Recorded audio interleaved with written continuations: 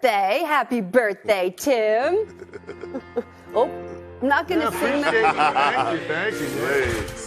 I'm not gonna sing, but we're sending all the birthday love to Legs. And hey! It is a terrible day to have a birthday.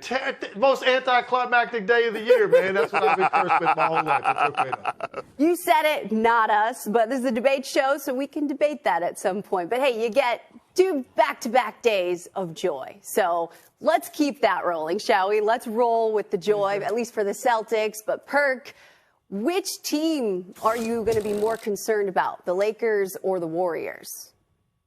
Oh, this is a no-brainer. It's the Los Angeles Lakers. No one have expectations for the Golden State Warriors.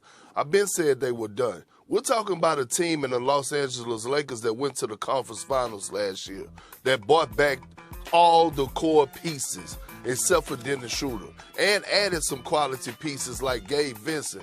But when I think about the Lakers right now, and I look at a LeBron James that, yes, he's doing and putting up numbers and doing things and defeating Father Time, but at the end of the day, he was tired last night. And you know why he's tired? Why he was tired? Because he had to do so much 2 nights before against the Oklahoma City Thunder. We had to drop 40. He had to do the ball handling. He had to do the playmaking. He had to do every damn thing. And until the Lakers make a move, my concerns are for them right now because they could be a first round out, to be honest with you, with this roster right now currently constructed. They could be out in the first round if they make the playoffs.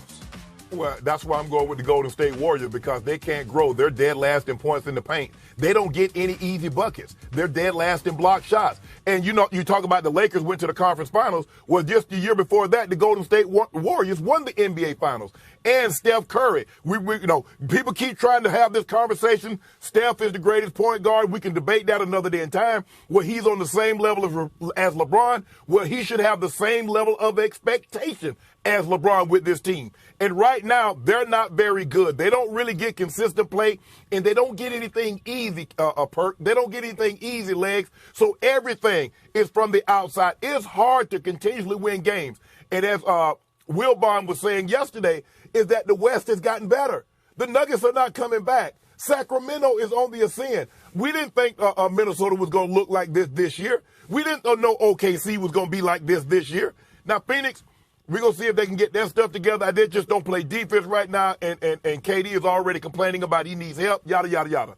But when I look at these 2 teams, the L.A. Lakers and the Golden State Warriors, as long as I got LeBron is going to be fine. They're going to make some moves. I don't know the moves that Golden State can make that's going to make them what we think they should be or what they think they should be, which is championship contending team. Yeah, look, when I hear the way this question is framed, the way I look at it is this. If Steph Curry's on your roster, then you're still expecting to contend for championships. So when I look at those 2 teams relative to being a contender, certainly I'm more concerned for the Golden State Warriors because I just don't think their top gear is the same as the Lakers' top gear. Look, you're seeing right now some carryover from going all in on the in-season tournament. This is a team in the Lakers that is 100% built for April, May, and June. They're going to have some days, particularly the dog days of the NBA season, which we're in right now, where they're just not going to bring necessarily that level of playoff intensity. Now, I will say, when AD shows up the way he did yesterday, you're expecting to win that game, and they've compared themselves to the Boston Celtics, who right now are the best team in the league. So I think if you go by yesterday, you're going to think, oh, the Lakers aren't close. You hear LeBron's comments. Well, you're gauging them next to the team that's right now the best team in the league. So I think that's a little bit of prisoner of the moment in making that comparison. When you really look at the totality of making a run later in the year, I still believe more in the Lakers because of their top 2 guys, their ability to play physically, the way the game is going to be played in the postseason. When I look at the Warriors, I know Clay's got out of his slump here recently, but again, yesterday, you saw a defense able to corral him, contain him. Wiggins is not the same guy that he was when they won a championship. I just don't see their top level being good enough to consider them a legitimate contender right now. And I'm not going to say the same thing about the Lakers as long as they have LeBron and AD healthy. Well, let me ask both of y'all this question. What quality win outside of Oklahoma City has the Lakers got this season? Talking about playing against contenders. I'll tell you, not one. Not one. Let me answer it. Not one. Outside the game that LeBron had to go out there and get 40, and AD talking about they was in a must-win situation. That is concerning. And I don't want people to be fooled about the Lakers winning the in-season tournament. The in-season tournament was a beautiful thing. Adam Silver did his damn thing, okay? One of the best commissioners in the world ever have the job. But when I think about the Lakers and what they had to do to win the in-season tournament, they had the easiest pool play. They had to play the Pelicans and the Pacers, which they're clearly better than both of those ball clubs. And so when I think about the Lakers, I always measure them on what they're supposed to do. They're supposed to be a title contender. So you only get measured against title contending teams. Nobody came into this season picking Golden State to make any noise in the Western Conference. I know I didn't. Well, that's the problem. Because they hold, what's the difference?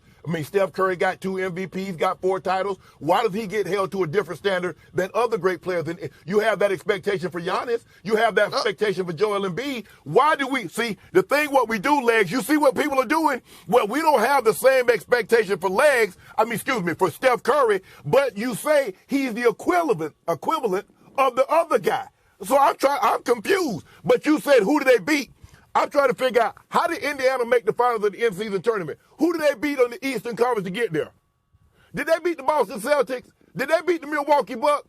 I'm just curious. Yes or no, Perk? They did. But so what? So what, Shannon? Some people took the in-season tournament more serious than others. Now, would you pick? Let me ask you this. Would you pick, if the Pacers and the Celtics was to match up today, you go pick the Celtics in a 7-game series, right? Yeah, in a 7-game series. But the in-season tournament was a 1-game series. It's one and done, move on. But I'm saying this, all I'm saying is this, is that because the Warriors don't get easy, think about what they get.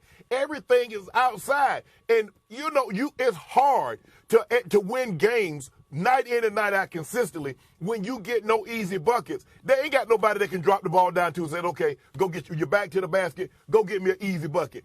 They dead last in points in the paint. They're not a great defensive team because they're small and they don't got anybody to challenge you.